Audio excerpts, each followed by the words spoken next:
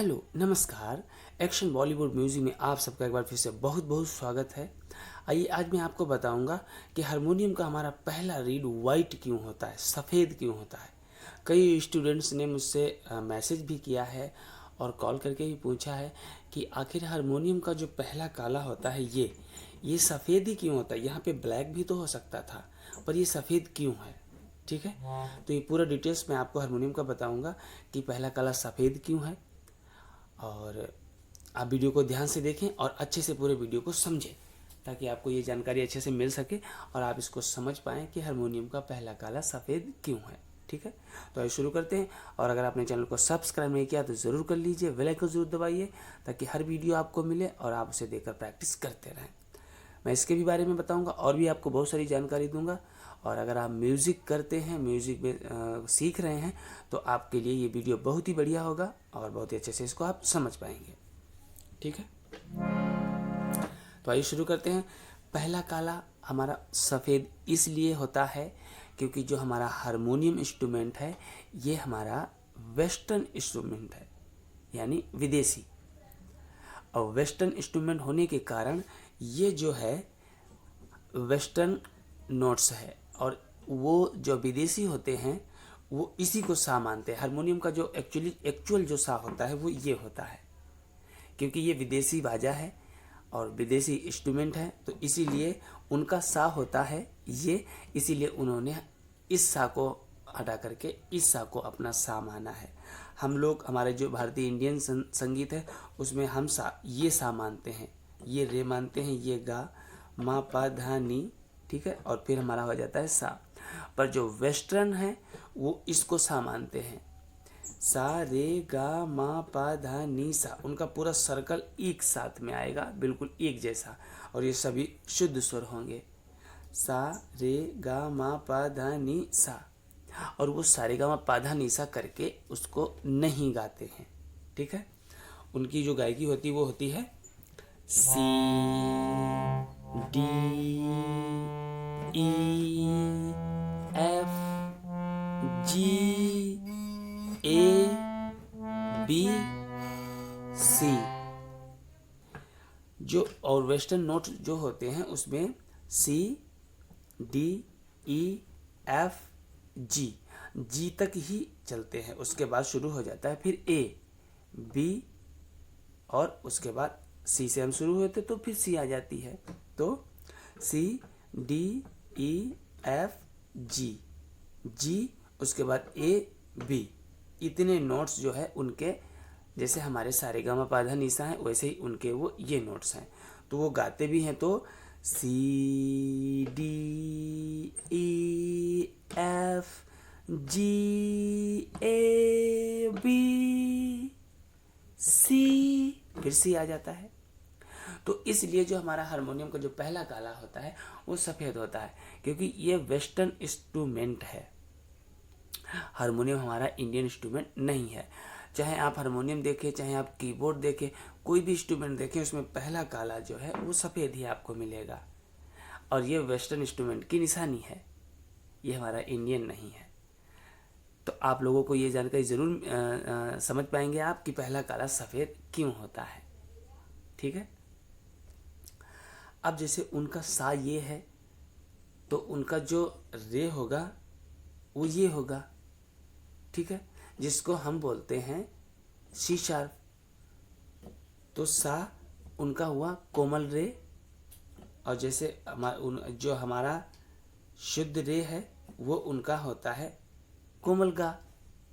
इसी तरह ये कंटिन्यू पूरा हारमोनियम हमारा आगे बढ़ता चला जाता है। जो चीज़ यहाँ से यहाँ तक होगी वही चीज़ यहाँ से यहाँ तक होगी।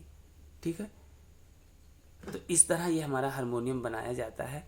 जैसे हर जो हमारा ट्यून का जो सेंस ऑफ ह्यूमर होता है वो यहाँ से शुरू होता है, ये सबसे नीचे के स्वर होते हैं, पर स्वर एक ही जैसे हैं सारे। हमने यहाँ से लिया, यहाँ से थोड़ी थोड़ी आवाज़ ऊपर बढ़ाते हुए वो चले जाते हैं। जो हमारा, जिन्होंने ये हमारे बाजा को बनाया है वो थोड़ा थोड़ा आवाज़ बढ़ाते चले जाते हैं। सिस्टम हमारा पूरा वही है। ठीक है, सा C D E F G A B C. अब यहाँ से फिर सी हमने लिया, अब यहाँ से सी, वही सर्कल यहाँ वाला यहाँ शुरू हो जाएगा। ठीक है, तो इस तरह जो हमारा जो ट्यून होता है वो इतने बीच में ही होता है। इसी को हम उठाकर यहाँ रख लेते हैं, इसी को उठाकर हम यहाँ रख लेते हैं तार सप्तक में। तो इस तरह से हमारा ये इंस्ट्रूमेंट बना हुआ है और आप जरूर समझ गए होंगे कि पहला काला सफ़ेद क्यों होता है। ठीक है, तो आपको अच्छे से प्रैक्टिस करें, खूब मेहनत करें, अच्छी तैयारी करें ताकि आप अच्छा बजा सकें। और एक चीज़ मैं कहना चाहूँगा कि देखिए, अगर आप हारमोनियम को सीखना चाहते हैं तो सबसे पहले तो मैं यही कहूँगा कि आप डट के प्रैक्टिस करें। और बहुत से व्यक्ति मुझे कॉल करते हैं और मैं उनको क्या जवाब दूँ। अब मैं आपको बताऊँ, अभी कल परसों मेरे पास एक कॉल आया था। अब वो पूछते हैं कि हमें क्या सिखाएंगे आप, कौन सी टेक्निक आप हमको बताएंगे। अब बताइए, आप हम उनको क्या बताएं। एक तो आप स्वयं मेरे पास सीखने के लिए बोल रहे हैं और उसके बाद फिर मुझसे पूछ रहे हैं हम क्या सिखाएंगे। अरे, अगर आपको हारमोनियम सीखना है या सिंगिंग सीखनी है तो आप पूर्ण तरह से समर्पण कीजिए मुझे, अपने आप को, तभी तो मैं आपको सिखा पाऊँगा। आप मुझसे क्वेश्चन करते जाएंगे, क्या सिखाएंगे आप, आज क्या सिखाएंगे, कल क्या सिखाएंगे, तो फिर आप अपनी मर्जी में ही रह जाएंगे, क्योंकि फिर आप हमारी मर्जी से नहीं चल रहे, फिर आप अपनी मर्जी से सब कुछ करवा रहे हैं। अगर हारमोनियम में अच्छा बजाता हूँ तो अच्छा हारमोनियम बजाने के लिए मैं किन किन रास्तों से गुजरा हूँ वो सारी रास्ताएं मुझे पता है। उन्हीं सब रास्ताओं से हम आपको भी ले चलेंगे आगे। जब आपको ले चलेंगे तो आप भी मेरे जैसा बजाएंगे और आप क्वेश्चन पे क्वेश्चन करते जाएंगे और अपनी मर्जी से अगर प्रैक्टिस करेंगे तो फिर हम आपको नहीं सिखा पाएंगे। ठीक है, तो सभी से मेरा निवेदन है कि अगर आप अच्छा इंस्ट्रूमेंट बजाना चाहते हैं, अच्छा हारमोनियम या कीबोर्ड या कोई भी इंस्ट्रूमेंट, तबला, ढोलक, कुछ भी बजाना चाहते हैं तो अपने टीचर के थ्रू चलें और खूब डट के प्रैक्टिस करें। ये जितने भी इंस्ट्रूमेंट हैं ये सब प्रैक्टिस से आते हैं। जब आप सालों तक खूब मन से, तन से जब इसका प्रैक्टिस करेंगे तभी ये धीरे धीरे आना शुरू होता है। और जो लोग अपने मन में ये फितूर पाल के बैठे हैं कि क्या सिखाएंगे, कितने दिनों में हम सीख जाएंगे, वो सीख नहीं पाते, वो कभी नहीं सीख पाते, क्योंकि वो इतना ज़्यादा एडवांस ही होते हैं। तो वो उसी चीज़ में बह जाते हैं और कभी सीख नहीं पाते।